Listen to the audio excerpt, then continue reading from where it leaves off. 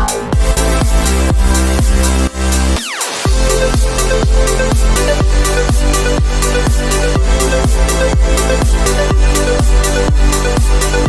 students, today I am going to start with lesson number 2, that is Aesop's Fable from English Bal Bharati Standard 4. This lesson includes 2 short stories. Children always like to listen or see the stories because stories are very interesting and also it has some message or moral in it.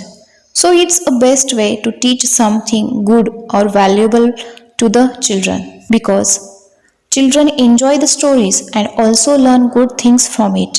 This is a very good way to teach something good things to children. So today in this lesson we are going to learn about 2 short stories which has some moral or message for all of us. Okay, then let's start with the lesson. Fables are short stories that have a moral or message for us. Fables का मतलब होता है short stories, that mean छोटी छोटी लघु कथाएं या फिर हम दंत कथाएं भी बोल सकते हैं. Okay, that have a moral. Moral का मतलब होता है कि कुछ कोई उपदेश या फिर कोई शिक्षा या फिर कोई संदेश, और मैसेज का मतलब होता है कोई संदेश. फॉर अस, हमारे लिए. Something to learn and keep in mind as we grow up. Something, कुछ सीखने के लिए या फिर कुछ हमें जब हम बड़े होते रहते हैं तो keep in mind, that means उसको हमको क्या करना है, उस उपदेशों को या फिर संदेशों को ध्यान में रखना है. Most of the fables have animal characters. ज़्यादा से ज़्यादा फेबल जो होते हैं, ज़्यादातर शॉर्ट स्टोरीज में क्या होते हैं, एनिमल कैरेक्टर्स होते हैं. Who think and act just like human beings. वो एनिमल होते हैं लेकिन वो किसकी तरह सोचते हैं और किसकी तरह व्यवहार करते हैं, ह्यूमन बींग, दैट मीन इंसानों की तरह सोचते हैं और इंसानों की तरह वो क्या करते हैं, व्यवहार करते हैं. Okay, it is believed that many of the fables were first told by a wise person called Aesop's. ऐसा माना जाता है कि बहुत सारे जो फेबल्स होते हैं इसमें से जो ज़्यादातर फेबल्स हैं किसने बताए हैं, किसके द्वारा बताए गए हैं कि वाइज पर्सन, जो कि वाइज का मतलब होता है अनुभवी इंसान, और उनका नाम क्या है, एसोप्स. उन्होंने ज़्यादातर स्टोरीज या फिर फेबल्स बताए हैं, ऐसा माना जाता है. Aesop's lived hundreds of years ago in a country called Greece.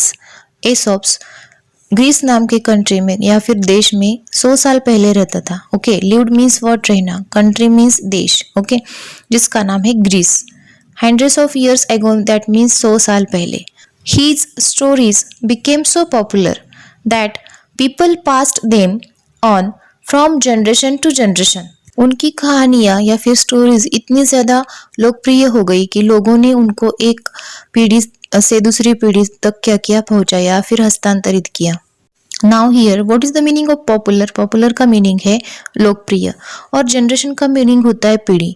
Okay, लोगों को उनकी स्टोरी बहुत पसंद आई इसलिए उन्होंने लोगों ने उनको क्या किया, एक पीढ़ी से दूसरी पीढ़ी को सौंप दिया.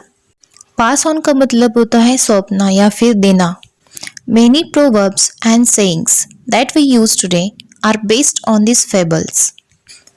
कई मुहावरे और कहावतें जो हम आज इस्तेमाल करते हैं वो इसी स्टोरीज पर या फेबल्स पर आधारित है. ओके, नाउ प्रोवर्ब्स का मीनिंग होता है मुहावरे और सेइंग्स का मीनिंग होता है कहावतें. ओके, और बेस्ड ऑन का मीनिंग होता है कि आधारित होना. जो मुहावरे और कहावतें आज हम बोलते हैं वो इसी फेबल्स से लिए गए हैं. Here are 2 well-known fables. Okay, यहाँ पे हम 2 जाने मानी कथाएं, दंत कथाएं देखने वाले हैं. Now let us see the first fable. The name of the fable is The Stag at the Pool. Now here the meaning of stag means what? Stag का मतलब होता है it is a one type of deer.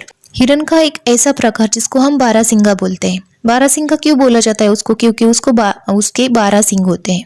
Now let us start with the story. One day means एक दिन. A beautiful Stag, बहुत ही सुंदर Stag, that means deer या फिर बारहसिंगा, came to the pool of clean water. कहाँ पे आप पहुंचा, एक पुल था. पुल का मतलब होता है जहाँ पे बहुत सारा पानी इकट्ठा किया होता है, जिसको हम तालाब भी बोल सकते हैं. ऑफ क्लीन वाटर, वो उसका वाटर क्या था, बहुत ही साफ सुथरा था. As he bent down to drink, जैसे ही वो पानी पीने के लिए नीचे झुका. Bend down, that means what, झुकना. टू ड्रिंक, ड्रिंक मीन्स पीना. He saw his own reflection in the water, उसने क्या देखा, खुद का प्रतिबिंब. किसमें देखा, वाटर में, पानी में देखा. रिफ्लेक्शन का मतलब होता है प्रतिबिंब. He was dilated with what he saw, और उसने जो देखा उससे वो बहुत ज़्यादा खुश हो गया. ओके, डिलाइटेड का मतलब होता है खुश होना. विथ वॉट ही सजेस्ट, उसने जो देखा उससे। इंस्टेड ऑफ ड्रिंकिंग वाटर, वो पानी पीने के बजाय, okay, instead of means what, के बजाय, ओके, ड्रिंकिंग वाटर, पानी पीने के बजाय वो क्या करने लगा, he kept looking, that means खुद की तरफ ही देखते रह गया। हाउ हैंडसम आई लुक, और उसने बोला, उसके मन ही मन में उसने सोचा कि मैं कितना सुंदर दिखता हूँ। हैंडसम का मतलब है सुंदर, लुक का मतलब है दिखना। ही सेड टू हिमसेल्फ, उसने खुद से ही बोला, okay, how beautiful are these curving antlers, ये जो कर्विंग है, कर्विंग एंटलर्स है, okay, that means antlers means what, उसके जो सींग होते हैं। कर्विंग का मतलब होता है आड़े टेढ़े, ओके, तो वो बोलता है कि ये कितने सुंदर है। How they add to my beauty, वे मेरी सुंदरता को कितना बढ़ा रहे हैं। हाउ ग्रेसफुल दे लुक, और वो कितने सुडौल और सुंदर दिख रहे हैं। ग्रेसफुल का मतलब होता है सुंदर और सुडौल, ओके, लुक का मतलब है दिखना। Then he moved nearer and saw his legs reflected in the pool, okay, और वो क्या हुआ, थोड़ा सा आगे बढ़ा, ओके, नजदीक गया, एंड उसने क्या देखा कि उसके जो लेग्स होते हैं, उसके पैर जो होते हैं, उसका प्रतिबिंब उसको पानी में दिखाई दे रहा था, ओके। मूव मीन्स वॉट, बढ़ना, नियर मीन्स वॉट, नजदीक, ओके, सॉ मीन्स देखना, रिफ्लेक्टेड मीन्स वॉट, जो मिरर इमेज होता है या फिर प्रतिबिंब होता है। He was quite disgusted, okay, वो काफी निराश था, क्योंकि क्वाइट का मतलब होता है काफी, डिस्कस्टेड का मतलब होता है निराश या फिर आशाहीन। क्यों, क्यों देखो, लुक एट माई लेग्स, देखो मेरे पैर की तरफ, उफ, दे आर सो अगली, ये कितने गंदे हैं, okay, all spindly with small feet, ये कितने पतले और लंबे हैं, और उसके साथ स्मॉल फीट है, दैट मीन्स मेरे पैर जो है, मेरे टांगे जो है, मेरी टांगे वो बहुत ही ज़्यादा पतली और लंबी है, और लेकिन मेरे नीचे के पैर जो है वो बहुत ज़्यादा छोटे हैं। How I wish that nature had give me legs worthy of my stately antlers, वो सोच रहा है काश कि नेचर ने मुझे, प्रकृति ने मुझे आलीशान हिरन की तरह पैर दिए होते। As he was brooding in this way, जबकि वो इस तरह से सोच रहा था, ब्रोडिंग का मतलब है सोचना। The stag heard an arrow going swish across the pool, हिरन ने सुना कि एक एरो पुल को पार करके जा रहा है, और वो कैसे आवाज करके जा रहा है, स्विश करके, साउंड करके वो पुल के उस पार जा रहा है। एट द सेम टाइम, उसी वक्त, he picked up the scent of hunters, उसी वक्त उसे शिकारियों की गंध आई। At the same time that means what, उसी वक्त। पिक्ड अप मीन्स व्हाट, सूंघना या फिर आना। सेंट मीन्स का, सेंट का मीनिंग होता है गंध। With a quick turn he bounded away, with a quick turn का मतलब होता है बहुत ज्यादा तेजी से मुड़ना, और वहां से निकल पड़ा। His legs carried him swiftly into the forest, उसके जो पैर थे उसको बहुत तेजी से फॉरेस्ट की तरफ लेके जा रहे थे, okay. Carried him means what, लेके जाना। Swiftly का मतलब होता है बहुत ज्यादा तेज स्पीड से, तेज रफ्तार से।